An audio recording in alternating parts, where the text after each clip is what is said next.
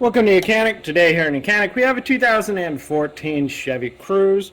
This has a 1.4 liter Ecotec motor in it. And we're going to go over the process to be able to remove the oil pan in case you need to replace the gasket on the oil pan because you're leaking oil from it. So to start with, you would want to raise your vehicle supported on jack stands unless you have a lift.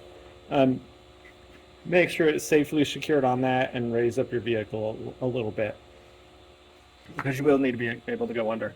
So this particular engine, we're doing some work on it, but this has, so the valve cover is removed at the moment, which is under, all the valves are under here. So we have our valve cover removed, but you don't need to remove that. And we also have the timing cover removed. Timing is exposed.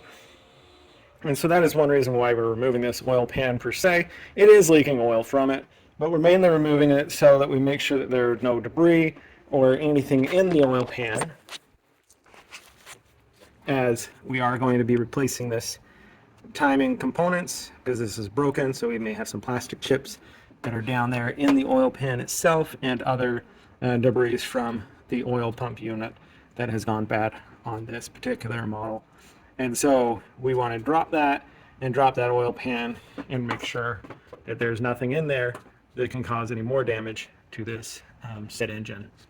So number one, if you're doing it this way, we do need to have some type of support to support and hold up the engine, as you don't have any space under there to block up the engine.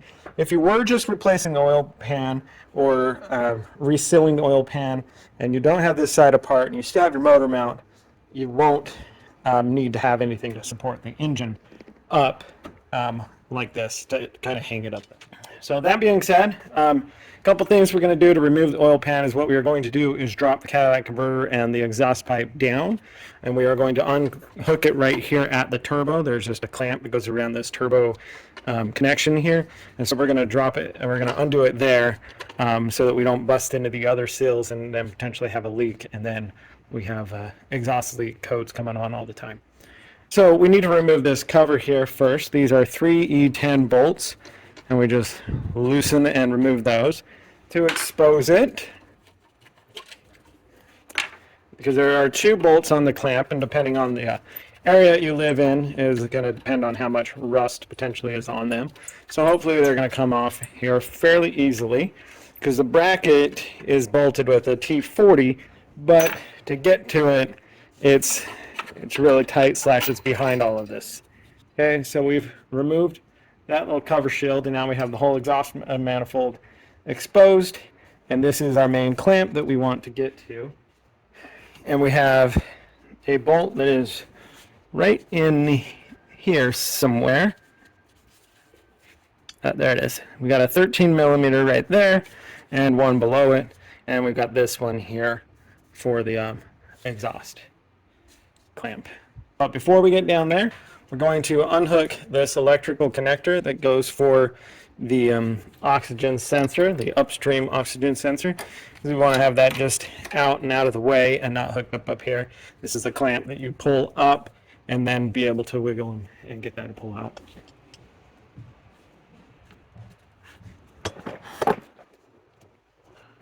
And so then we have this bolt right here. We're going to loosen that as a 13 millimeter, and that should separate the Cadillac converter pipe from our turbo.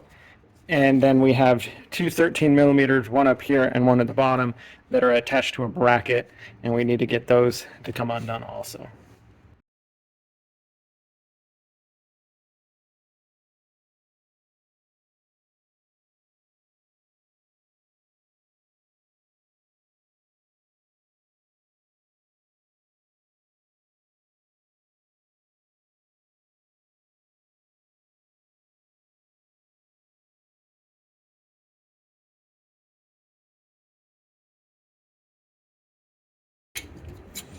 Okay, so we got that part loosened. Now I'm going to get a deep 13 to be able to get down in there and get this top one done, and then we'll go down, and everything else that we do should be down from the bottom. Okay, so it's a 10 millimeter nut on the top bolt here. I got that completely off and removed, and so we'll set that aside, and now we'll go down from below and be able to start removing the other components that we need to from below to be able to drop this exhaust down to get the oil pan off. All right, so down here from below, we have this bolt here. This is a number 10 millimeter. We're going to undo that one. This one, potentially we don't have to take it all the way undone. You see it's got that groove. The top one we need to. And I did soak up some penetrating oil, so hopefully we have a good shot, and that seems to be working.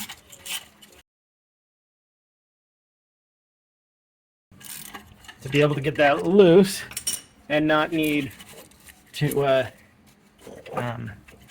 take that whole bracket off. And then to get ourselves some more space, we've got to be able to get the clamp to come undone up top, which is very close. Just going to need to move this a little bit, and then we'll be able to drop this down. But we want this to even lower more. And so you'll see back there that crossbar. We're going to undo the bolts that are holding that crossbar, and then the rest of this exhaust it'll hang down, and then that way we can have it out of our way. And you're going to need a 13 and a 14 and a 15 to get those undone.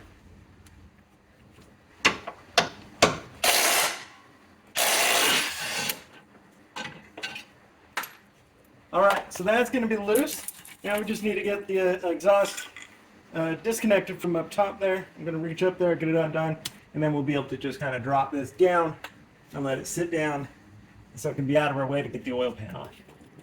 All right, you see that the exhaust is down. It's sitting on the ground because our vehicle is not really high. If you have your vehicle on a lift and you have it up, you're going to want to do something to be able to kind of just move it to the side and then support it up with a strap or whatnot so that it doesn't completely fall down and break anything.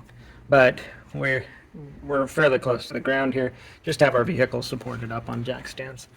So now that that's out of our way, we can gain access to be able to remove the rest of this oil pan. Do make sure that you drain your oil out of your oil pan first. It's a fairly good given. And we have 3 number 15s to undo here that go into the transmission side. So we're going to undo those, and then we'll go around and remove all of the E10s around the bottom of the oil pan and to be able to get that to come out. So we have a 15 here and a 15 there, and there's one more up top right above that, the input shaft from the right axle there, and that's got like a bracket piece on it too, so we're going to get that all in. So we got the 15 here, and then we've got one up there.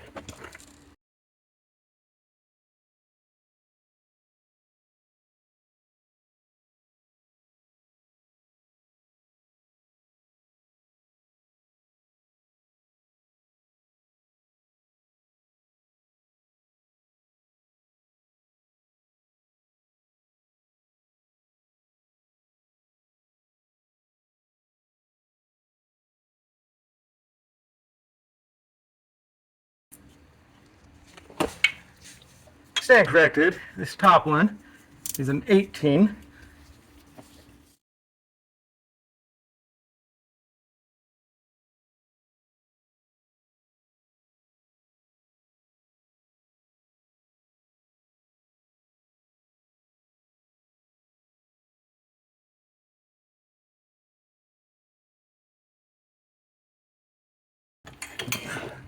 All right, we got the 315s that go into the transmission, as well as this 18 that was up top there. Now we can remove all that bracket, and now we go around and remove all of the number 10 millimeter, or not the 10 millimeter, the 10 E10s, whatever. Can delete all that part. After we've removed our 3 bolts that go into the transmission, being 2 15s and 1 18, and that bracket that sits right here, where you can now remove the E10 bolts that go around the bottom of it, of the oil pan, to the block of the vehicle, the engine. And so we've got 1 2 3 4 5 6 7, and then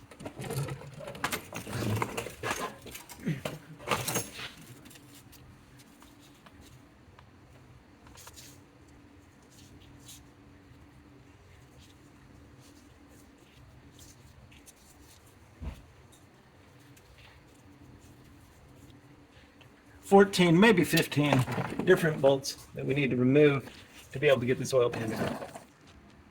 All right, so working around and removing all these E10 bolts.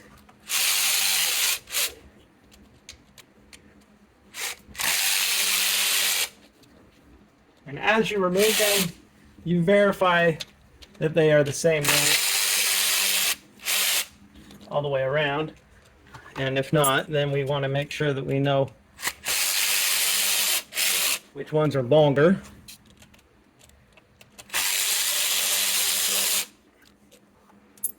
If that is the case. Okay, I'm going to get in there and get the last of them done on that side, and then we'll be able to get this oil pan off.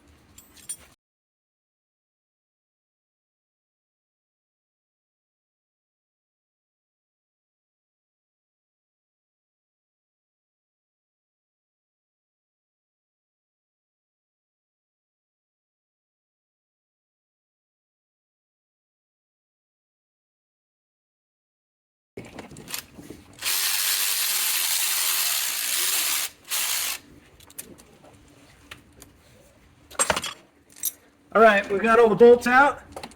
Now, you need to find a pry point to be able to pop this off. Come to find, I missed 2 bolts on this that are up right here of our E10.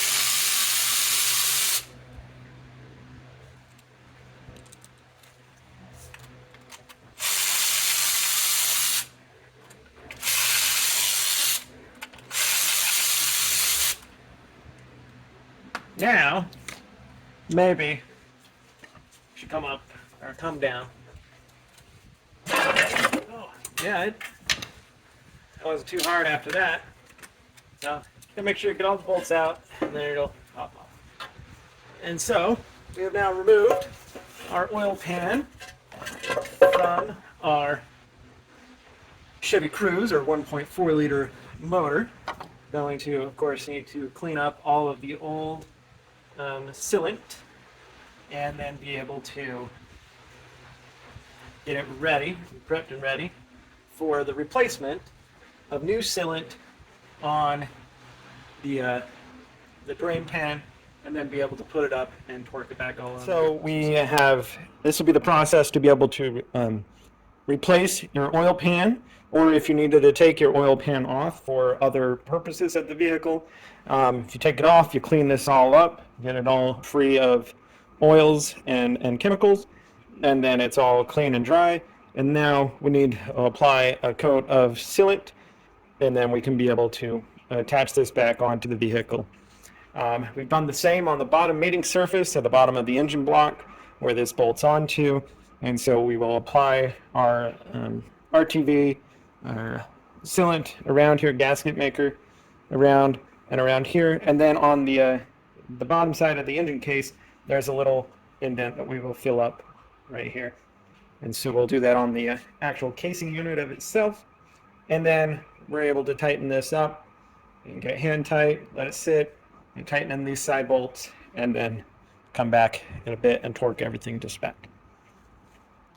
So the process here with your gasket maker or whatever the RTV that you use, this does pass the spec for the GM, and so that's what we're going to use.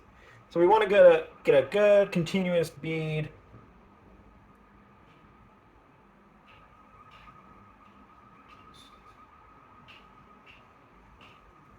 And they say on the inside edge if we can, and it'll squeeze out to the outside edge.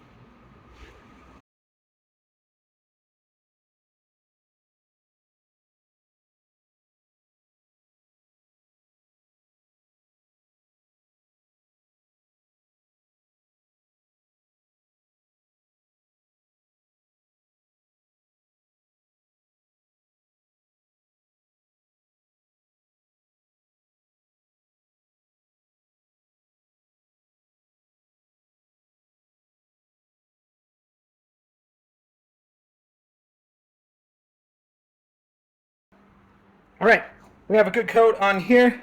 Now, down on the engine, there's a little bit we want to put. I've got a little channel down there that we want to put this in because we want a very good seal around this. This is where the oil pump sucks up the oil to get it up into the engine.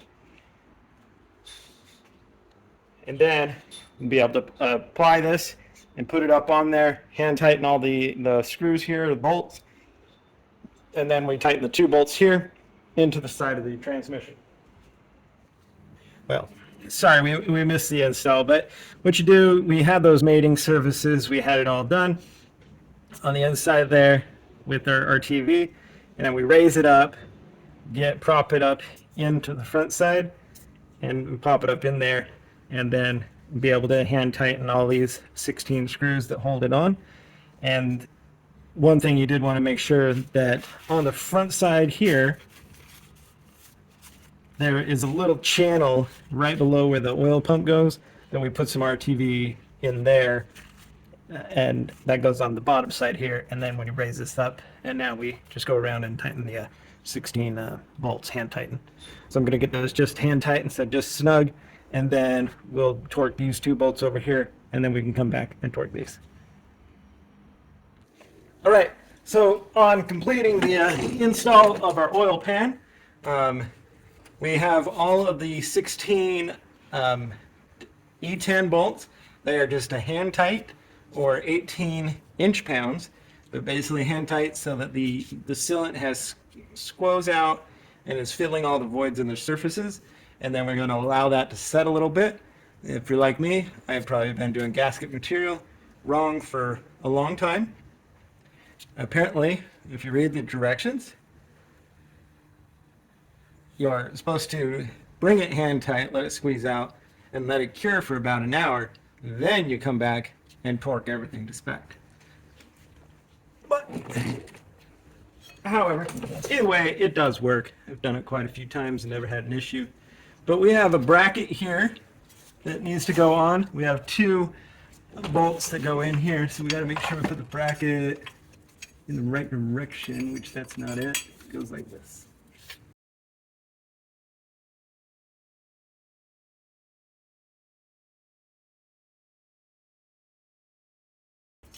So we have the 1 bolt that goes right here.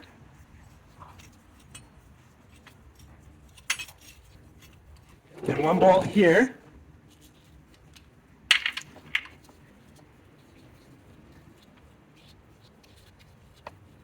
And these 2 bolts get tightened to 43 foot-pounds. And then we've got the larger bolt that goes up top here. Make sure it fits there before I torque this all down. Oh, perfect.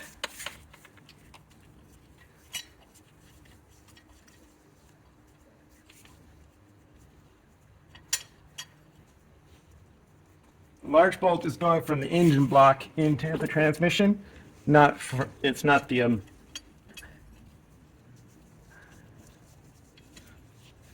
oil pan into the transmission. All right. Okay. So I'm going to torque these to 46 foot-pounds. Not 46, 43. And this is an automatic transmission. If it was a manual one, there's 3 bolts, and you torque them to less torque because there's 3. This one only has the 2 bolts that come from the transmission. And so we torque these to the 43 foot-pounds, and then give our RTV gasket a little bit of time to cure up, and then we come back and we torque all of those to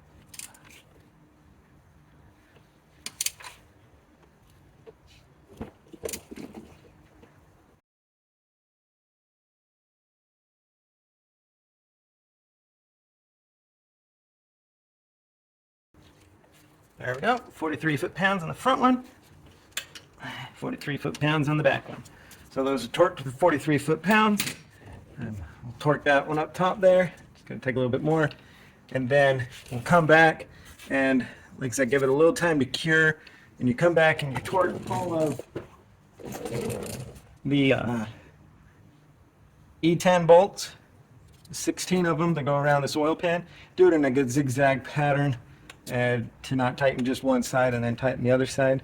You want to kind of equally zigzag across to tighten it. And you tighten those to an 89 inch-pounds. And that would be the install of your